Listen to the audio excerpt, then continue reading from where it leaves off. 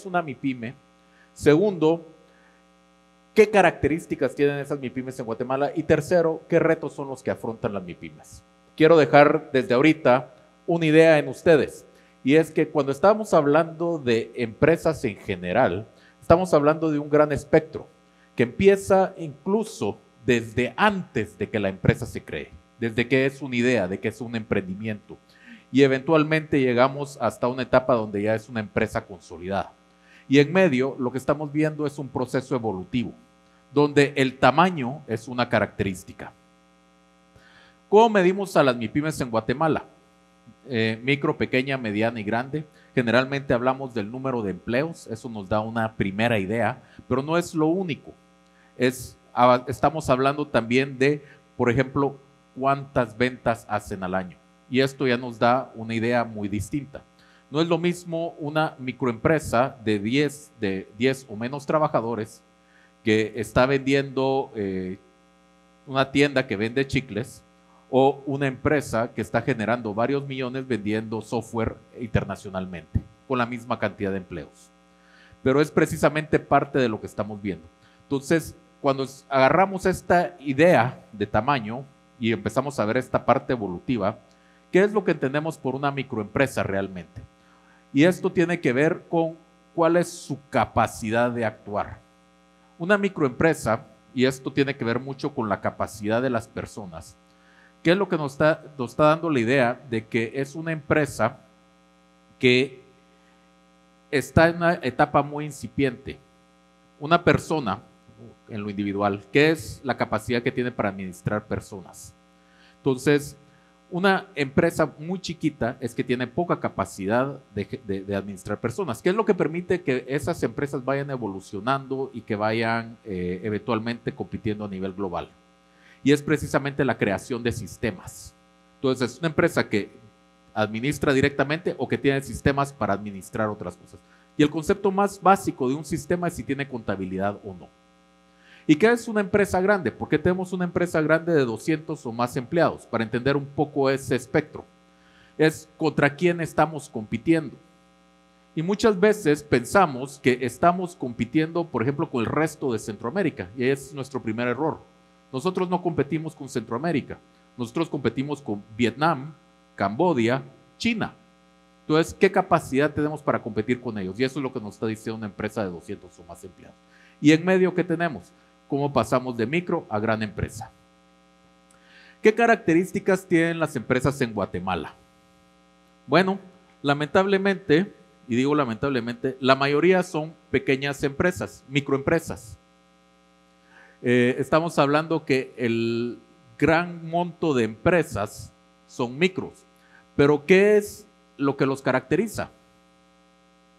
Y es que mientras más vamos creciendo, cada vez se va volviendo menos empresas. ¿Y qué es la proporción de ventas que representan? Sin embargo, una gran proporción de ventas no la representan las micros, la representan las pocas grandes que tenemos. Entonces, ¿qué es lo que nos está diciendo una gráfica como esto? Un primer concepto es que mientras más pequeño, más improductivo soy. Y eso es la siguiente gráfica. Lo que miramos es que el 77% del empleo en Guatemala lo generan las microempresas. Entonces, sí son importantes. ¿Por qué? Porque es una gran cantidad de empleos. Pero lamentablemente, la mayoría de esos empleos se caracterizan por la informalidad. 91% del empleo en las microempresas es informal. Si lo comparamos con las grandes empresas, lo que estamos viendo es que las grandes empresas me generan el 6% del empleo y solamente 4% de ese empleo es informal.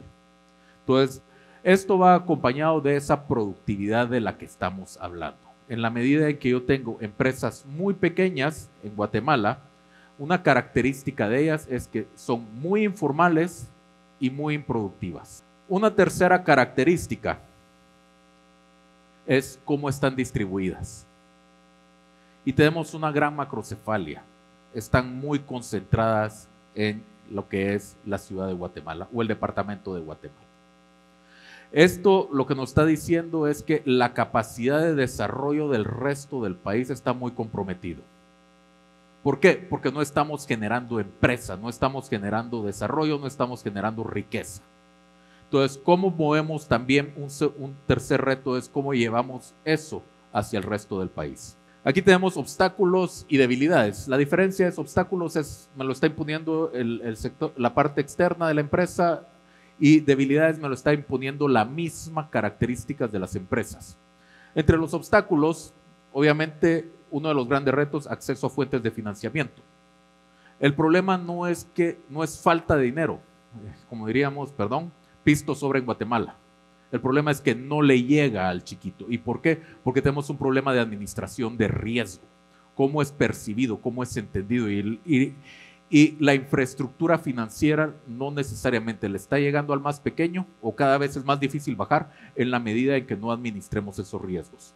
Segundo, acceso a servicios de desarrollo empresarial.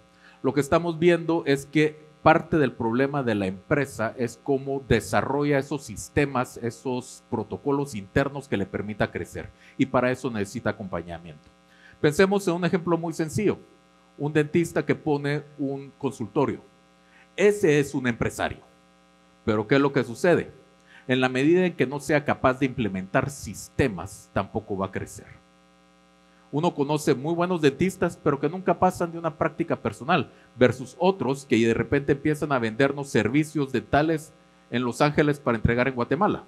Eso es un cambio empresarial, pero que solo se puede ejecutar con ese acceso y la creación de servicios, de procesos que no necesariamente el dentista conoce. Tercero, disponibilidad general de información. ¿Cómo conoce y entiende su mercado si no tiene información suficiente? Y último, elevados costos de transacción. Y esto es muy importante. Y esto creo que aquí no necesito convencer a nadie, pero lamentablemente en Guatemala el poder implementar un negocio tiene altos costos de transacción, no digamos solo el tráfico cuando tratábamos de venir hoy acá, pero ese es un ejemplo. Pero el segundo es escala. Si yo no tengo escala, tengo problemas en mis transacciones. Y debilidades, y es que tiene centralización de gestión en el empresario. ¿Qué quiere decir esto? Y es que el empresario lo hace todo. Es el CEO, es el gerente, es el vendedor, es el contador, es el que hace recursos humanos, lo hace todo. Si no aprendemos a crear sistemas, esto no le permite crecer. Escasos niveles de inversión, como hablábamos, el problema del acceso a financiamiento también tiene que ver con generación de capital. No siempre es deuda, también necesitamos capital. Y por último, ausencia de una conducta exportadora en el tiempo. Por lo tanto, ¿qué es lo que estamos viendo cuando miramos empresas competitivas? Una empresa competitiva empieza por lo más básico, el cumplimiento integral de la legalidad. Y esto no tiene que ver solamente con pagar impuestos, esto tiene que ver con cumplir con derechos de propiedad intelectual, tiene que ver con tener todos mis permisos, todas mis licencias, etc. Incrementar la eficiencia y calidad de innovación, aquí es donde yo empiezo ya a crear sistemas para precisamente poder delegar, atraer mayor inversión extranjera y local, fortalecer mi posición de capital. Y por último, diríamos, ¿dónde nos graduamos? Cuando yo acceso a mercados cada vez más sofisticados y más competitivos. Muchas gracias.